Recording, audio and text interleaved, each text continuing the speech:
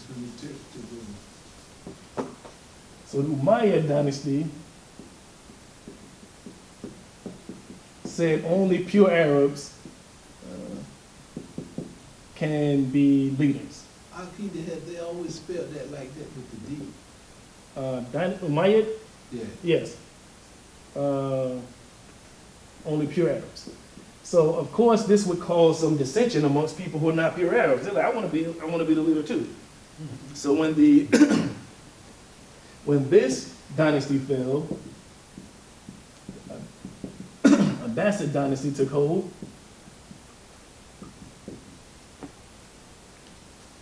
And those people that were complaining got a chance to be leaders. So the Umayyad dynasty fell to the Abbasids dynasty, and they ruled, and they were mostly Persians. They had a Persian revolution. And you saw a mass conversion of Persians. So the presence of Persia under the Abbasid dynasty would change the ethnicity and theology of Islam. These Persians took on the language, the culture, the religion, the dress of original black Arabs. They became Arabized Persians. And this is how black Arabs under a black prophet Muhammad sallallahu alaihi wasallam transferred into white Arabs, and then a man says, don't say the man is black or you're going to be killed. And Prophet Muhammad sallallahu alaihi wasallam's last speaks, he talks about an Arab is not, he says, we are all under the father of Adam alayhi salam. We are all one. There is no virtue of an Arab over a non-Arab, no virtue of a non-Arab over an Arab, no virtue of a white over a black, and vice versa, except in your righteousness. The prophet said he came for the black and the red. And black again is mentioned, the Arabs, the red are considered people who had fair skin or white skin. In a book called A Study of History, it says primitive Arabs in the Umayyad dynasty described themselves as swarthy, dark skin, and the Persians or the Turkish were ruddy people, meaning red skin or white skin. I'm going to skip a little bit. Now it goes on into the intermarriage served to submerge the original distinction and increase the number of conquered, having adopted the religion and language of the conqueror, took to assuming the identity of Arabs themselves. Now I wanted to also mention about the Hashim, the clan that is part of the tribe of Prophet Muhammad sallallahu alaihi wasallam. The Hashemites. They were black according to physical description in skin tone and complexion and in hair texture. This is from, Imam Dawood Walid in that book, Blackness and Islam. So blackness and Arabness are seen among the Hittites whose Arabness is not in question. They were insulted, but they were being insulted for their blackness around this time of the Abbasid dynasty. And one poet is responding back to them, who is of the Hishemite tribe. And he says this, he says, you insult the descendants of the Prophet Muhammad sallallahu alaihi wasallam due to their blackness, while they are pure Arabs with black complexion. However, you are blue-eyed. The Roman people have embellished your faces with their color.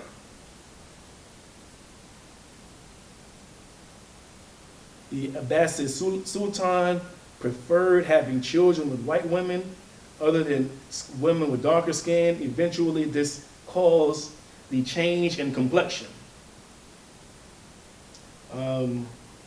Another historian says because of his dark complexion and Islamic faith, the Moors became in Europe a symbol of guile, hate, and evil. They have this written in Moors in antiquity. Chancellor Williams has a book called The Destruction of Black Civilization. He talks about the Muslim invasion of Egypt. He assumes that these were white Arabs in the year 641, but they were black Arabs. This point needs to be stressed because there were Arab Coptic Christians that saw the black Arabs as liberators from the Roman rulers. W.E.B. Du Bois writes about this. He says the Arabs invaded African Egypt, taking it from the Eastern Roman Empire and securing as allies the native Negroid Egyptians. Another historian writes, these African Copts, meaning the Christians, no doubt saw the African Muslim from Arabia as liberators. After all, they were kith and kin. They saw the Roman Christians as invaders, just like the comedian said, and the African Muslim as liberators. The Muslims, again, did not attempt to convert these Egyptian Copts. So, we see here that the Arabs at the time of the Prophet Muhammad ﷺ was black, and he himself was black or brown. So what I want to do is, and I have to do myself, is rethink everything. I was telling the brother the other day that even though I know Jesus is not white, because images are so powerful, that's the reason I printed this, is because that white image still stays in my mind despite the fact I know it's not true. There's images not of the Prophet Muhammad ﷺ, but images of Moses, of Adam, of Joseph, everyone. And my son asked me about somebody, I just put it up, he asked me about Adam. I popped it up and just see what it says Adam looks like, right? So those things, not only that though, but everything that we think of, all of the prophets in the Bible and in the Quran that are explicitly described, and most of the Sahaba look like us, black and brown. Bilal was not the only one, not at all, not even close. Why did Allah Azza wa Jal do this? There was over 124,000 prophets and over 313 messengers. But he mentions to us the black and brown prophets and messengers. Tell me that Allah Azza wa Jal did not know that we would be enslaved and impoverished and colonized and demoralized, mocked and ridiculed in every way, in every corner of the world up until today. Everywhere we go, we are downtrodden. You see the downtrodden of dark-skinned people all over this planet. Allah gives us these examples of prophets for a reason, to pull us out of the depths of darkness into light and to take everyone else with us. Some may say, why is this important? It doesn't matter what color Adam looked like. It doesn't matter what color Moses looked like. It doesn't matter what color Abraham looked like, or Jesus looked like, or Prophet Muhammad ﷺ looked like. It does not matter. As soon as it comes to light that they look like us, color does not matter. It mattered when they were white. It mattered when they thought Jewish people were white and the Arabs were white. Muslims love the truth. The truth will set you free. Truth stands out clear from falsehood, even if it against yourself. The truth is, it is for us to say, the black and brown people of this earth, to say that color doesn't matter. We have that privilege now, because they look like us. Give us that time and privilege to say, Allah Azza wa Jal sent messengers to every nation. But the ones that we know of, the ones that we name ourselves after, look like us. We can and we will be fair and just with this truth. You know, that's what people are afraid of, that once we get in power, we're gonna do them like they did us. To be clear, I am not saying that black people are better than anyone else.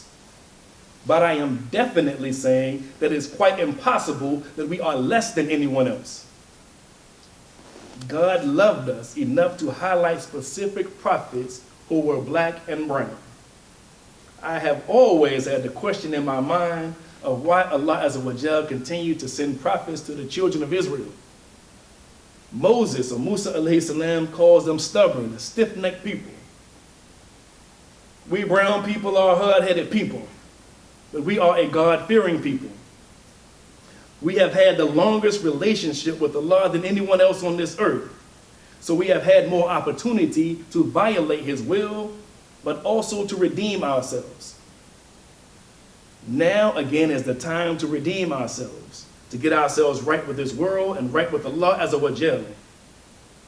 Piety, knowledge, and love of Allah, love of our family is our culture. It's our way, it is our tradition.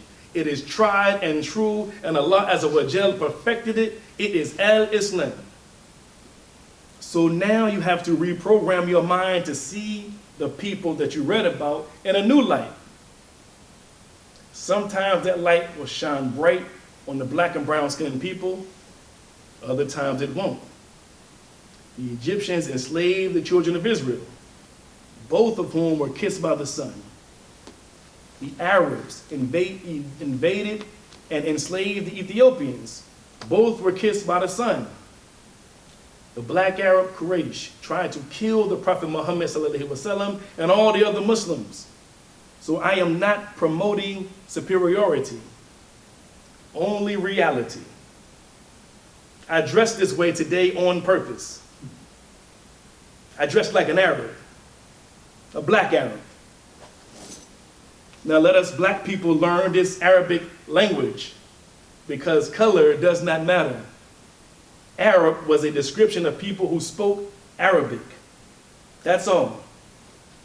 Let us learn the language that Allah Azza wa Jal chose to speak to us in. We will be the Bilal, a caller to the world, and will be like Muhammad sallallahu alaihi wasallam, a mercy to the worlds, inshallah. Any questions? Yes. Yes. Man, I need to learn Arabic. I need to learn Arabic. But I do have one question concerning the Arabic. Mm-hmm.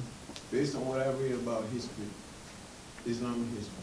Say again, Islamic history? Based on what, in the Arabic and the Quran, when it was revealed to the Prophet, the peace and blessing of the Prophet, there were no vowels, right? No vowels in the Quran, you mean? Right. Initially, yes. When it was first right? revealed, yeah. Mm-hmm. Yes. And I want to know what you think about the Arabic that was revealed to him. And after he was gone, some men got together, and there's supposed to have been a certain amount of them, and they counted one of them as two. From I don't remember everything, but they didn't have enough or whatever, but it's supposed to have been one person they counted as being two persons. And they decided to put the vowels in there. You know, I'm wondering, that's why I really want to learn Arabic now, so I can, I mean, what difference that makes? It has to change something. So it wasn't revealed, the vowels wasn't revealed, right?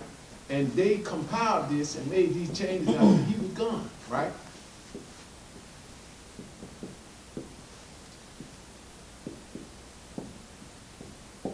First, the Quran means what? What does Al-Quran mean?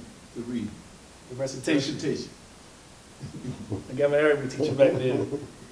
So it was a recitation. It came out spoken, right? When the angel tells him Iqra, he's saying to recite, right? So first of all, it was recited.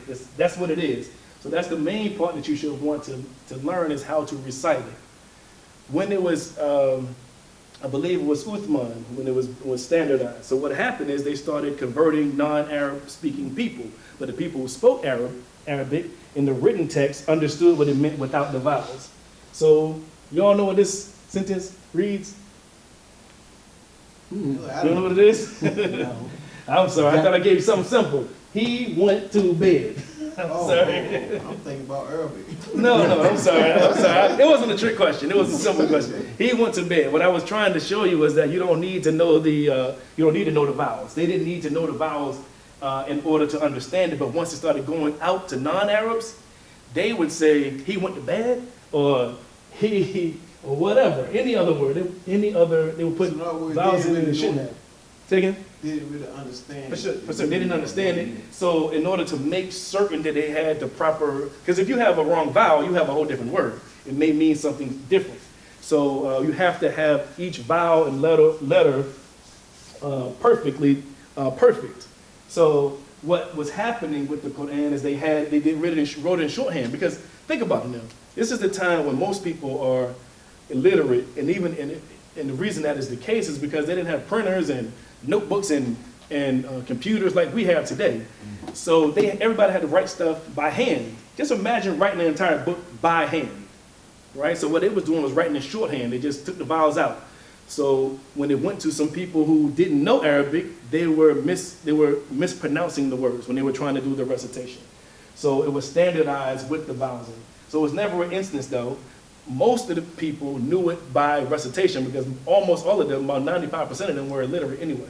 So they were able to proofread the Qur'ans and realize all of these are wrong. So the ones that they put down and put into print, they started using vowels and they standardized and got rid of all of the other ones that didn't have vowels or they had the wrong vowel letter in it.